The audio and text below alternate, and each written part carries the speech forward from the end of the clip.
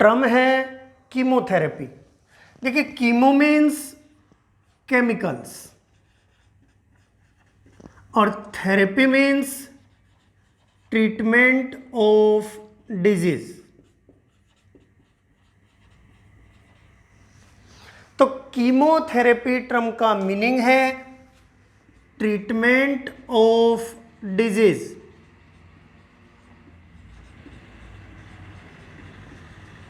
By the use of chemicals.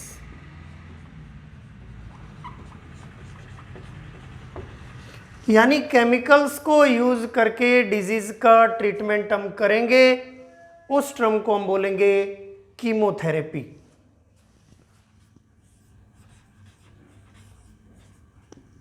अब हमें study करना है ड्रग्स।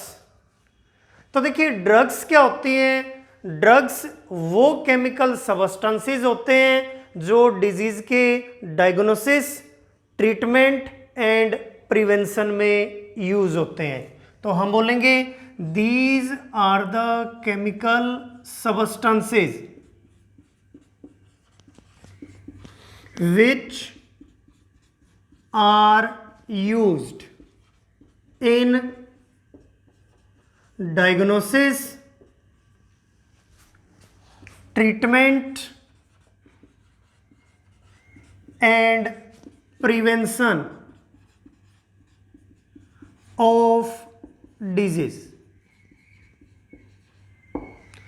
तो ड्रग्स को यूज करेंगे डिजीज की डायग्नोसिस में, डिजीज के ट्रीटमेंट में एंड डिजीज के प्रिवेंशन में। अब देखिए एक टर्म यूज करते हैं हम मेडिसिन।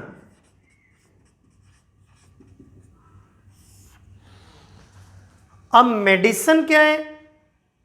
देखिए कुछ ड्रग्स ऐसी होती हैं जिनका बॉडी के ऊपर यूजफुल इफेक्ट होता है, उन ड्रग्स को हम बोलेंगे मेडिसिन्स।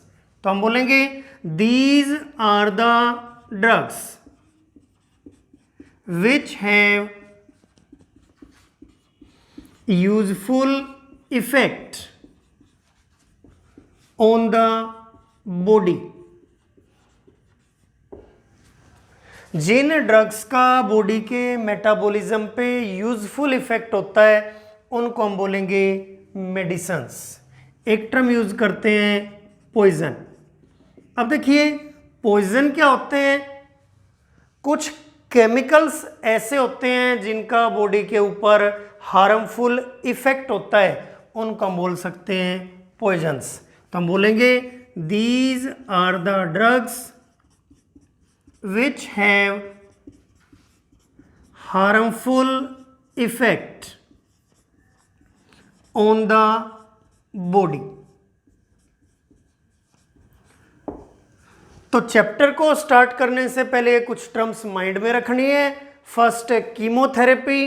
कीमोथेरेपी का मीनिंग है treatment of disease by the use of chemicals, और वो केमिकल्स होंगे हमारे ड्रग्स। अब ड्रग्स को हम यूज करेंगे for diagnosis, treatment and prevention of disease. अब अगर ड्रग्स का बॉडी पे यूजफुल इफेक्ट होगा तो हम उनको बोलेंगे मेडिसिन्स, और अगर ड्रग्स का हार्मफुल इफेक्ट होगा बॉडी पे तो हम उनको बोलेंगे पॉइजन्स। टॉपिक है क्लासिफिकेशन ऑफ ड्रग्स। अब देखिए ड्रग्स को क्लासिफाई करते हैं डिफरेंट बेसिस पे। फर्स्ट यूज करेंगे on the basis of pharmacological effect.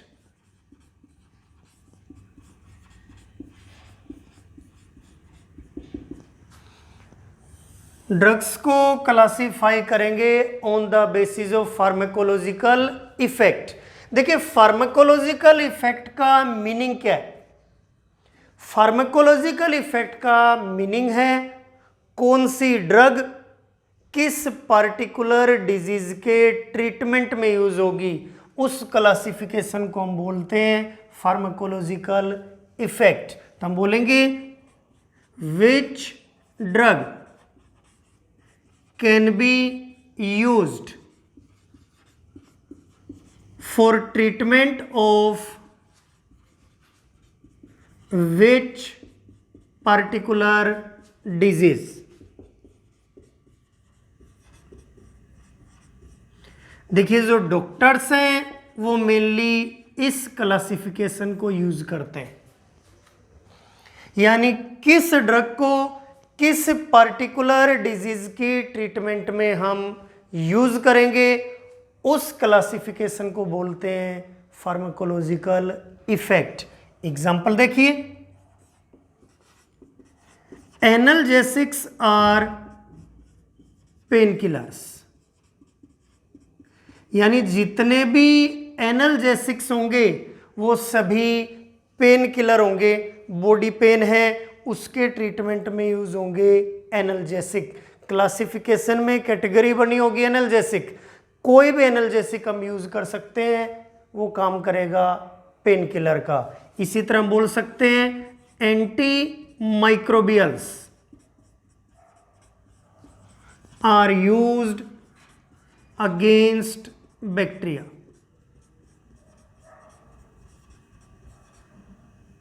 या बोल सकते हैं बैक्टीरियल डिजीज। तो कोई भी एंटी माइक्रोबियल ड्रग है उसको हम उन डिजीज के अगेंस्ट यूज कर सकते हैं जिनको बैक्टीरिया कोज करता है, बैक्टीरियल डिजीज के अगेंस्ट यूज कर सकते हैं। तो पहले क्लासिफिकेशन में फार्माकोलॉजिकल इफेक्ट यूज होगा, यानी हमें ध्यान रखना है किस ड्रग को किस पर्टिकुलर डिजीज की ट्रीटमेंट में हम यूज कर पाएंगे, उसको हम बोलेंगे ड्रग का फार्माकोलॉजिकल इफेक्ट। सेकंड देखिए, on the basis of drug action. अब देखिए ड्रग एक्शन का क्या मीनिंग है। कोई भी ड्रग है जब वो बॉडी के अंदर एंटर करती है वो या तो किसी बायोकेमिकल प्रोसेस को एक्टिवेट करती है, स्टार्ट करती है, या किसी बायोकेमिकल प्रोसेस को इनहिबिट करती है, रोकती है, उसको हम बोलते हैं ड्रग एक्शन। तो हम बोलेंगे ड्रग एक्शन का क्या मीनिंग है, which drug acts thorough which biochemical process. इस क्लासिफिकेशन में हम क्या प्रॉपर्टी यूज करेंगे, कौन सी ड्रग कौन सी बायोकेमिकल प्रोसेस के थ्रू एक्ट करती है, यानी कौन सी बायोकेमिकल प्रोसेस को एक्टिवेट करती है या कौन सी बायोकेमिकल प्रोसेस को इनहिबिट करती है और रोक देती है। एग्जाम्पल देखिए, मान लीजिए हमने ड्रग यूज की anti histamine. Anti histamine drugs prevent formation of histamines. मान लीजिए आप एंटी हिस्टेमाइन ड्रग्स का इंटेक करते हो, तो जैसे ड्रग आपकी बॉडी में जाएगी ये हिस्टेमाइन केमिकल्स के प्रोडक्शन को रोकेगी, और histamines are responsible for allergic reactions. देखिए आपकी बॉडी में जितनी भी एलर्जीज होती हैं, जितने टाइप के एलर्जिक रिएक्शंस होते हैं वो हिस्टेमाइंस के कारण होते हैं। तो आप एंटी हिस्टेमाइन ड्रग्स का इंटेक करोगे, एंटी हिस्टेमाइन ड्रग्स क्या करेंगी, बॉडी में हिस्टेमाइंस के प्रोडक्शन को रोक देंगी, और हिस्टेमाइन का प्रोडक्शन रुकने से एलर्जी अपने आप खत्म हो जाएगी। हम क्यों यूज करें इस क्लासिफिकेशन को, क्योंकि कोई भी ड्रग का इंटेक करने से पहले हमें पता होना चाहिए उस ड्रग का किस बायोकेमिकल प्रोसेस पे क्या इफेक्ट है। मान लीजिए कोई भी ड्रग आपने ले ली, हो सकता है उस पर्टिकुलर डिजीज का तो वो ट्रीटमेंट कर देगी, लेकिन किसी दूसरी बायोकेमिकल प्रोसेस को वो डिस्टर्ब कर सकती है। ड्रग लेने से पहले या प्रिस्क्राइब करने से पहले डॉक्टर आपसे पूछता है कोई दूसरी प्रॉब्लम तो नहीं है। मान लीजिए कोई ड्रग है, वो उस डिजीज का ट्रीटमेंट तो कर देगी, हो सकता है वो आपके बीपी को बढ़ा दे। अब जिसको पहले बीपी की प्रॉब्लम होगी उस ड्रग का इंटेक नहीं कर सकता, या हो सकता है वो बीपी को डाउन करती हो। तो इस तरह से हमें ध्यान रखना है। तो पहला क्लासिफिकेशन हम यूज करेंगे फार्माकोलॉजिकल इफेक्ट। इसमें सिर्फ ये पता होता है कौन सी ड्रग कौन से पार्टिकुलर डिजीज के ट्रीटमेंट में यूज होती है। और दूसरा क्लासिफिकेशन हम यूज करते हैं ड्रग एक्शन। इसमें यह पता होता है कौन सी ड्रग किस बायोकेमिकल प्रोसेस को अफेक्ट करेगी, यानी बॉडी की किस किस बायोकेमिकल रिएक्शन को एक्टिवेट करेगी या इनहिबिट करेगी। तो इसको बोलेंगे हम ड्रग एक्शन। थर्ड क्लासिफिकेशन है on the basis of drug structure.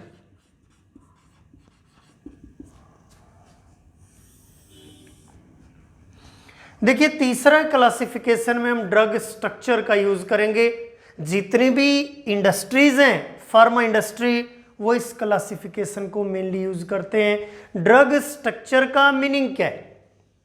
देखिए जितनी भी ड्रग्स का स्ट्रक्चर सिमिलर होगा उनकी प्रॉपर्टीज भी ऑलमोस्ट सिमिलर होंगी। तो हम बोलेंगे ड्रग स्ट्रक्चर का मीनिंग है the drugs with similar structures possess similar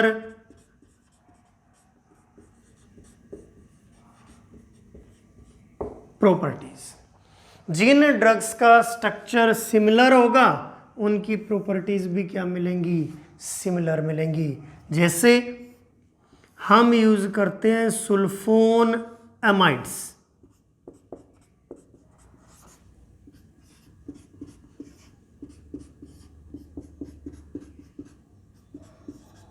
C double bond ONH2 होता है एसिड अमाइड, और S double bond O NH group या NH2 ग्रुप, इसको बोलेंगे सुल्फोन अमाइड।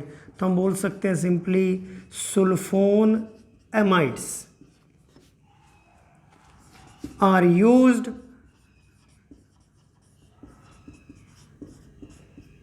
against bacteria। तो इंडस्ट्रीज इसको मेनली यूज करेंगी। कोई भी इंडस्ट्री है वो सारी ऐसी मेडिसिन तैयार करती है, ऐसी ड्रग्स तैयार करती है जिनका स्ट्रक्चर सिमिलर है, क्योंकि उन सभी में सिमिलर केमिकल्स का यूज होगा, सिमिलर एपरेटस का यूज होगा, जिससे आपकी ड्रग्स कॉस्ट इफेक्टिव रहेंगी। तो इंडस्ट्रीज यूज करेंगी ड्रग स्ट्रक्चर क्लासिफिकेशन को। फोर्थ देखिए ऑन द बेसिस ऑफ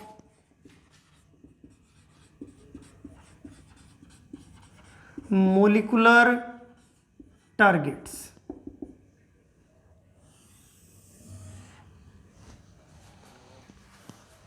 देखिए इस क्लासिफिकेशन में यूज होते हैं molecular targets.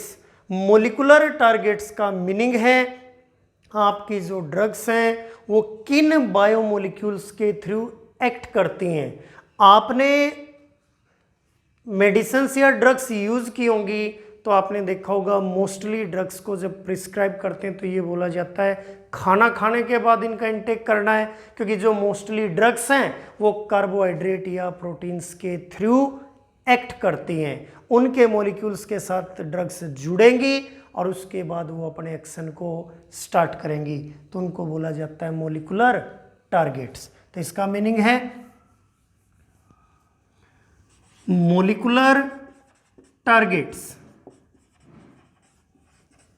means that which drug binds with which molecular target for their activity। और मोलिकुलर टारगेट्स हमारी बॉडी में कार्बोहाइड्रेट्स, प्रोटीन्स, फैट्स एक्सेट्रा। तो इस तरह से हम ड्रग्स को 4 बेसिस पे क्लासिफाई कर सकते हैं। फर्स्ट क्लासिफिकेशन हमने पढ़ा on the basis of pharmacological effect. Pharmacological effect का मीनिंग है किस ड्रग को किस पर्टिकुलर डिजीज की ट्रीटमेंट में यूज करना है। ये सबसे सिंपल क्लासिफिकेशन है। सेकंड है on the basis of drug action, यानी जो ड्रग का इनटेक करोगे कौन सी ड्रग बॉडी में किस पर्टिकुलर बायोकेमिकल प्रोसेस को एक्टिवेट करेगी या इनहिबिट करेगी। तीसरा क्लासिफिकेशन है ड्रग स्ट्रक्चर के बेस पे। उसमें ध्यान रखना है जिन ड्रग्स का स्ट्रक्चर सिमिलर होगा उनका जो प्रॉपर्टीज होंगी वो भी ऑलमोस्ट सिमिलर होंगी। और फोर्थ होगा मोलिकुलर टारगेट्स के बेस पे, यानी जब ड्रग्स आपकी बॉडी में एंटर करेंगी तो वो एक्टिविटी को स्टार्ट करने से पहले किन बायोमोलिक्यूल्स के साथ जुड़ेंगी, जैसे कार्बोहाइड्रेट्स, प्रोटीन्स, फैट्स, उनको बोला जाता है मोलिकुलर टारगेट्स। टॉपिक है इंजाइम एक्शन। देखिए आप सभी जानते हैं enzymes are the biochemical catalyst. तो पहला टर्म हम ध्यान रख सकते हैं, इंजाइम्स आर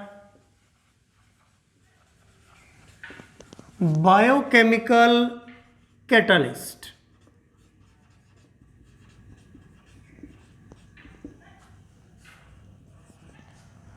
अब जो इंजाइम्स का कैटालिटिक एक्शन है वो डिपेंड करता है लॉक एंड की थ्योरी पे। Enzyme action depends upon lock and की थ्योरी।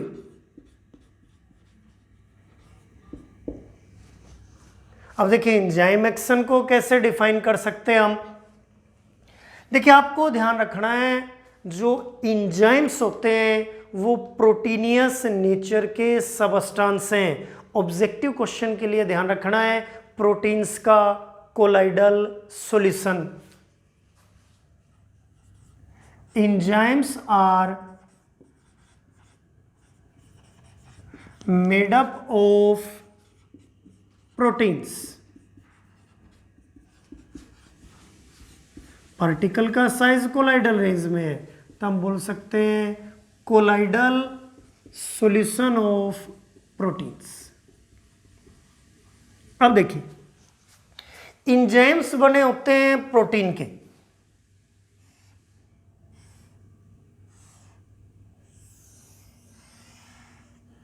ये इंजाइम का स्ट्रक्चर है। अब इंजाइम के सरफेस पे एक बाइंडिंग साइट प्रेजेंट होती है जिसको हम बोलेंगे एक्टिव साइट।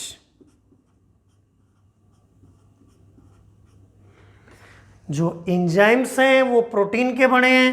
आपको ध्यान रखना है इंजाइम के सरफेस पे एक बाइंडिंग साइट है जिसको हम बोलेंगे एक्टिव साइट। और इस एक्टिव साइट के ऊपर रिएक्शन करने के लिए प्रेजेंट होते हैं फंक्शनल ग्रुप्स। अब एंजाइम को क्या करना है, इसके सरफेस पे सबस्ट्रेट बाइंड करने हैं। ये जो सबस्ट्रेट है ये इसके सरफेस पे बाइंड करना है।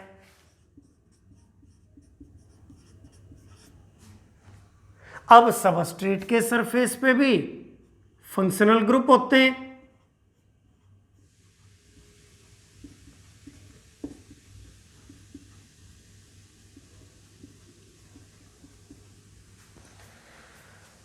देखिए हमारा एंजाइम है,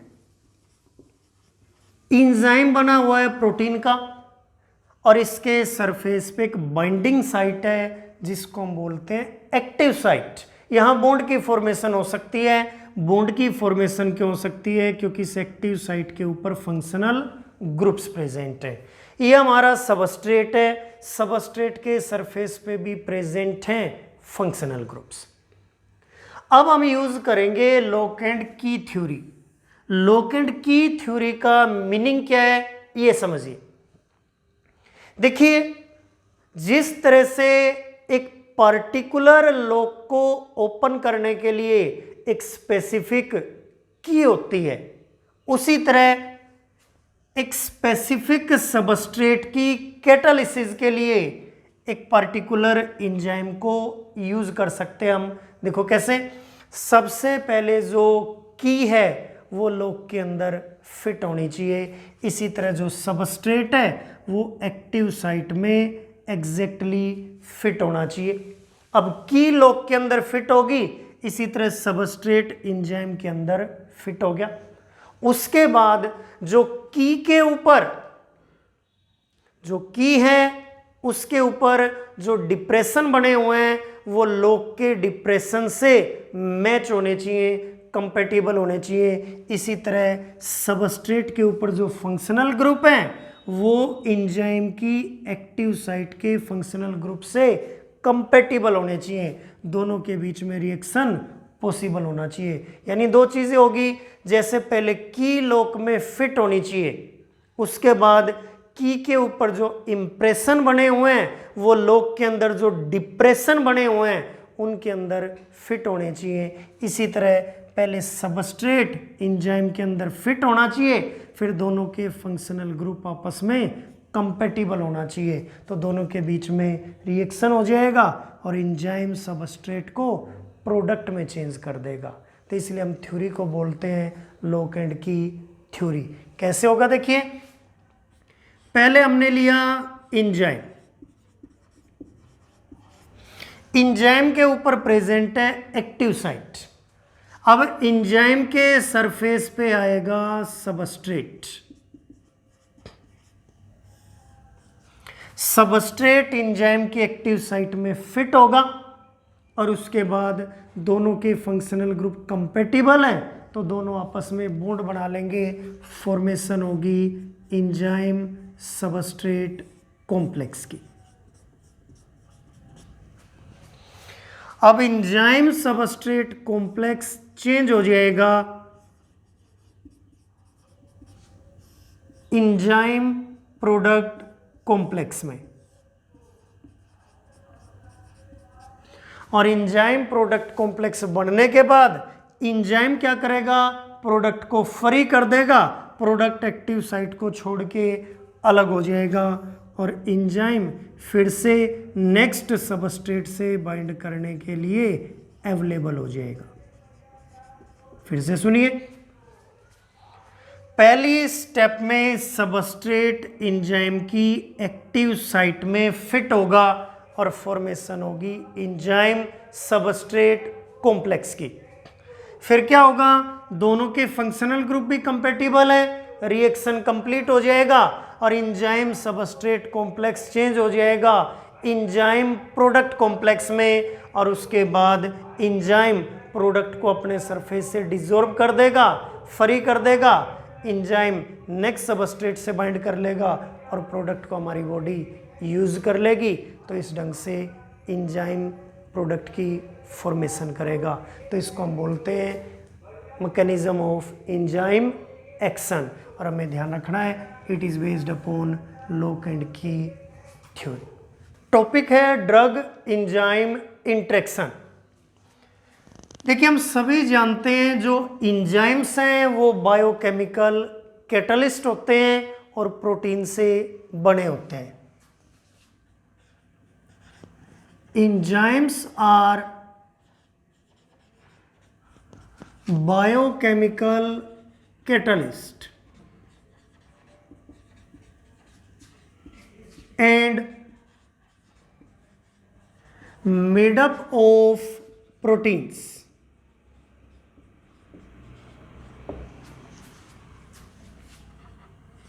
दूसरा हमने ये भी पढ़ा है जो एंजाइम्स हैं उनके सरफेस पे एक्टिव साइट प्रेजेंट होती है और सबस्ट्रेट उस एक्टिव साइट से बाइंड होके प्रोडक्ट्स में चेंज होता है।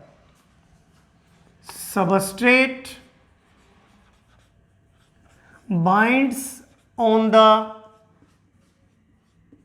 Active site of enzyme and changes to products।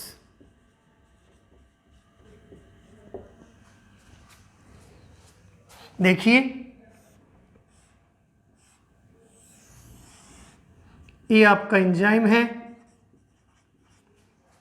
Enzyme के सरफेस पे प्रेजेंट है एक्टिव साइट, एक्टिव साइट पे प्रेजेंट होते हैं फंक्शनल ग्रुप्स, ये भी सभी जानते हो।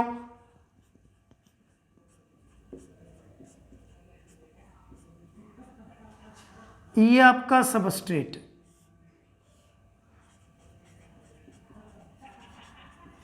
ये सबस्ट्रेट एंजाइम की एक्टिव साइट पे बाइंड करेगा और प्रोडक्ट की फॉर्मेशन करेगा। अब देखिए ड्रग एंजाइम इंटरेक्शन का क्या मीनिंग है। ड्रग्स जब बॉडी में एंटर करती हैं तो वो एंजाइम और सबस्ट्रेट के एसोसिएशन को रोक देती हैं। सबस्ट्रेट को एंजाइम के सरफेस पे बाइंड करना है, लेकिन जो ड्रग्स हैं वो इस एसोसिएशन को रोकेंगी, जिससे प्रोडक्ट फॉर्मेशन बंद हो जाएगी। तो हमें ध्यान रखना है drugs prevent association of substrate on the surface of enzyme।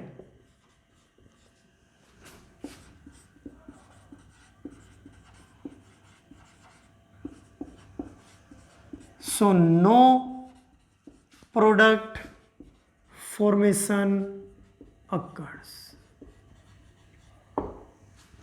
यानी जो ड्रग्स हैं वो एंजाइम और सबस्ट्रेट के एसोसिएशन को रोकेंगी, जिससे प्रोडक्ट फॉर्मेशन बंद हो जाएगी। इसको ड्रग एंजाइम इंटरेक्शन बोलते हैं। अब देखिए ड्रग्स सबस्ट्रेट को एंजाइम के सरफेस पे बाइंड करने से कैसे रोकेंगी, इस एसोसिएशन को कैसे इनबिट करेंगी। ड्रग्स यूज करेंगी दो मेथड।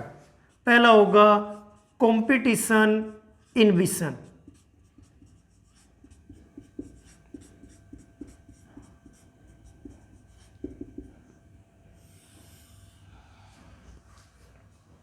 देखिए कंपटीशन इनहिबिशन में क्या होगा, ये आपका एंजाइम है, ये आपका सबस्ट्रेट है और ये आपकी ड्रग्स है।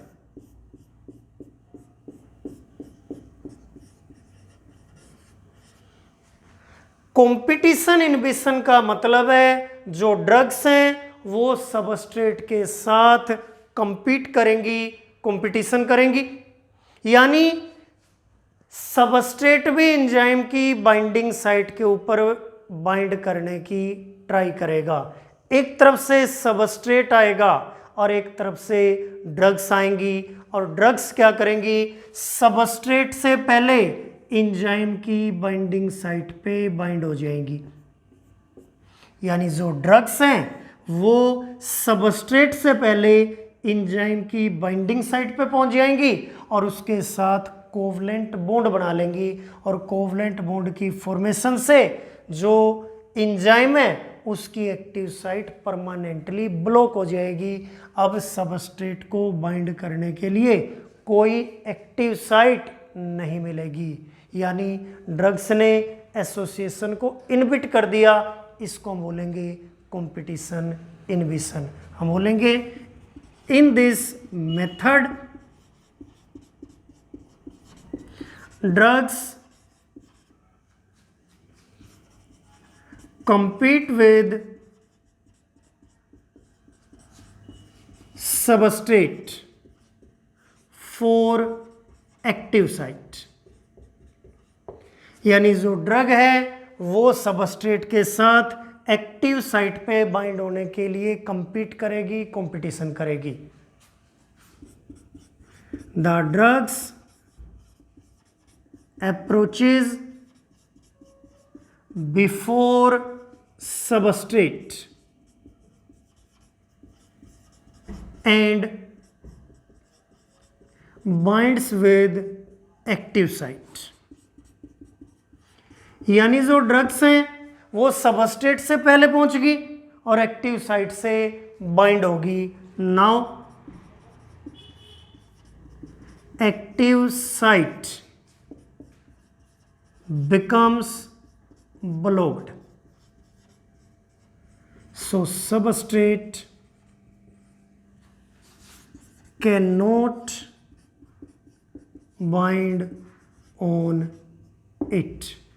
इसको हम बोलेंगे कंपटीशन इनहिबिशन, क्योंकि कोवलेंट बॉन्ड की फॉर्मेशन हो चुकी है और कोवलेंट बॉन्ड की फॉर्मेशन होने से अब ड्रग एंजाइम के सरफेस को नहीं छोड़ेंगी, उसकी एक्टिव साइट को नहीं छोड़ेंगी।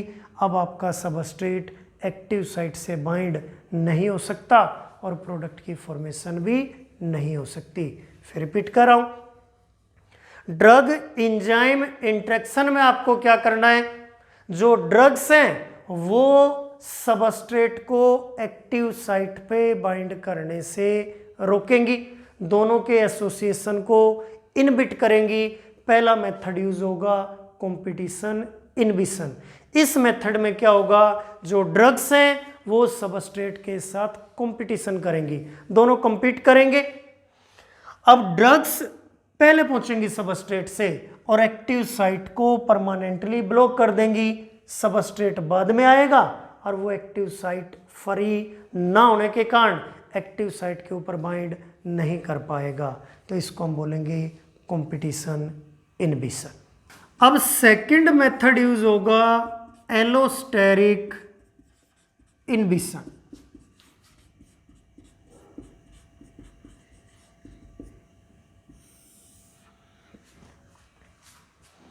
अब देखिए एलोस्टेरिक इनहिबिशन का क्या मीनिंग है। एलोस्टेरिक इनहिबिशन में ड्रग सबस्ट्रेट को एंजाइम के सरफेस पे बाइंड करने से कैसे रोकेंगी, ये देखिए।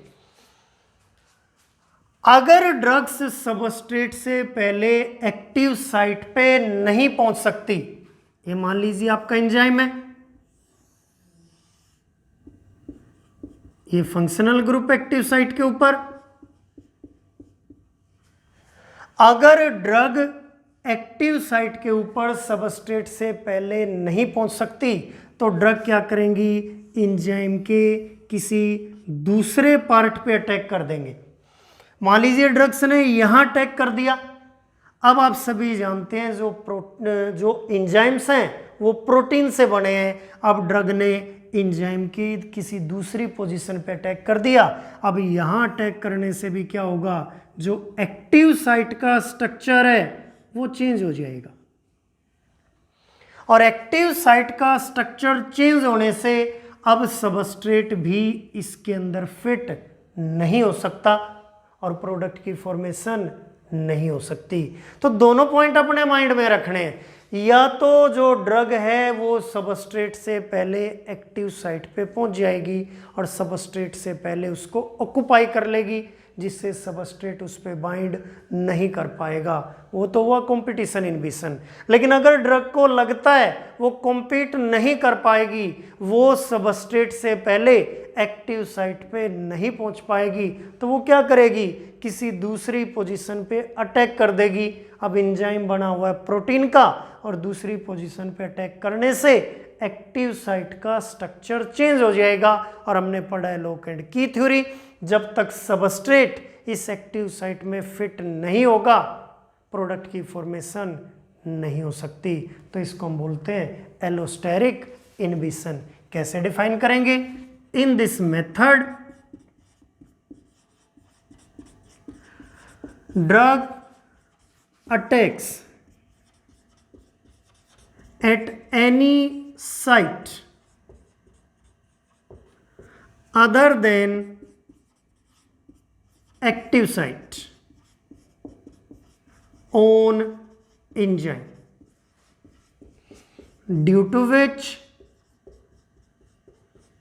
structure of active site changes, now substrate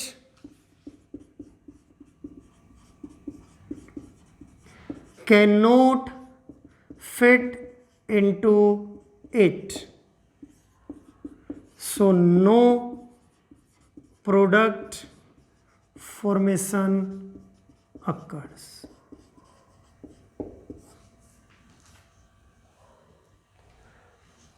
तो ड्रग एंजाइम इंटरेक्शन का मीनिंग है जो ड्रग्स हैं वो सबस्ट्रेट को एंजाइम के सरफेस पे बाइंड होने से रोकेंगी। अब दो मेथड हमने यूज कर लिए। अगर ड्रग्स सबस्ट्रेट के साथ compete करेंगी तो वो सबस्ट्रेट से पहले पहुंच जाएंगी और एक्टिव साइट को परमानेंटली ब्लॉक कर देंगी, जिसको हम कंपटीशन इनहिबिशन बोलेंगे। और दूसरे मेथड में जो ड्रग्स हैं वो सबस्ट्रेट के साथ compete नहीं करेंगी, वो किसी दूसरी पोजीशन पे अटैक कर देंगी, जिससे एक्टिव साइट का स्ट्रक्चर चेंज हो जाएगा। अब सबस्ट्रेट उस पर बाइंड नहीं हो सकता, हम बोलेंगे एक्टिव साइट इनएक्टिव हो चुकी है, इसको हम बोल देंगे एलोस्टेरिक इनहिबिशन। तो ये मेथड था ड्रग एंजाइम इंटरेक्शन का।